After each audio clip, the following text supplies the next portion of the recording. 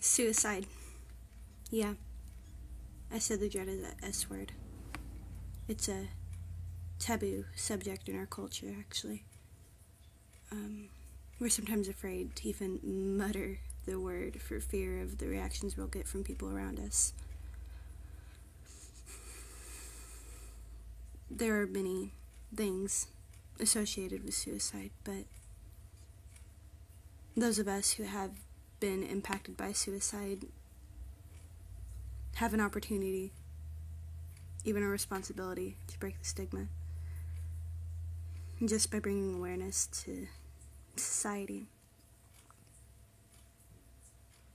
I think the first step is to banish the word commit when discussing suicide.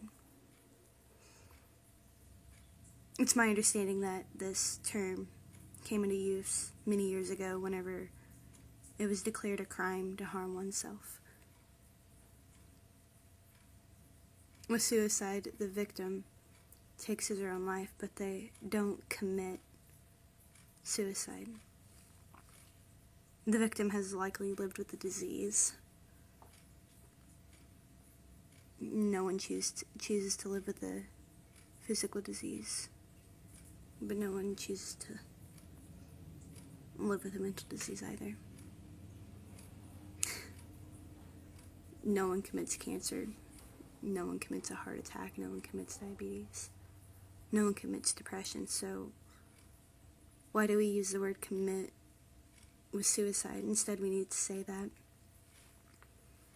he or she died by suicide, or that they have taken their own lives. Society has also led us to believe that we will always know when someone wants to harm themselves. Many assume it's that potential victims will do anything short of wearing a label to point out their depression. There are so many signs, some subtle, others more obvious, which indicate that someone may be thinking about committing suicide. I also know firsthand that some preconceived notions about suicide can be wrong. A few years ago, I lost my cousin to suicide. I grew up around him most of my life, actually. We loved him. He went to college. He had a pretty good life, it seemed like. He was the kind of guy that could light up a room just by smiling. He always brought me joy.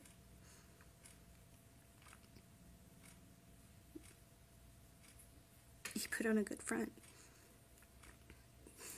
I didn't expect it to happen.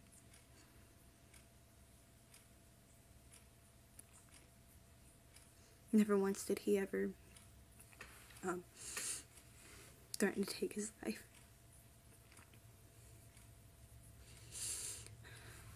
But it's okay.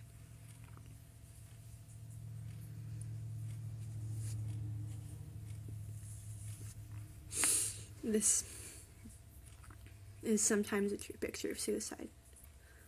Some people in deep depression, like my cousin, will only let you so much.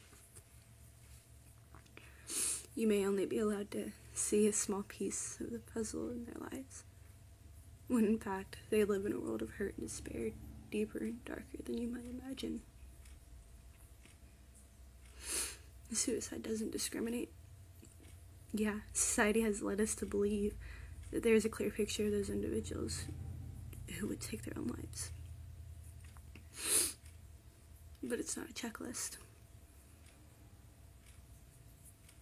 Rich, poor, black, white, Christian, atheist, homosexual, heterosexual, single, married with children, upper or lower class. It doesn't matter. Depression is the leading cause of suicide. It affects every walk of life. No one's immune to this disease. We need to break it as we need to break depression by reaching out to other people wherever they're at. We have been led to believe that suicide is a selfish way out, and that victims of suicide have chosen to take their own lives because they don't want to face their problems. I believe the vast majority of those who took their lives didn't look at it as a choice. I think that they're in such a deep pit that they are unable to see beyond themselves. They can't begin to understand how ending their lives will affect their loved ones. They truly believe that the world will be a better place without them. I believe that all my heart. If my cousin would have been able to look past the darkness that was in his mind, that he would have never taken his own life. He loved his family, and he would have never hurt us intentionally. We have to teach people that suicide is often the end point of an illness, and we need to find ways to prevent it.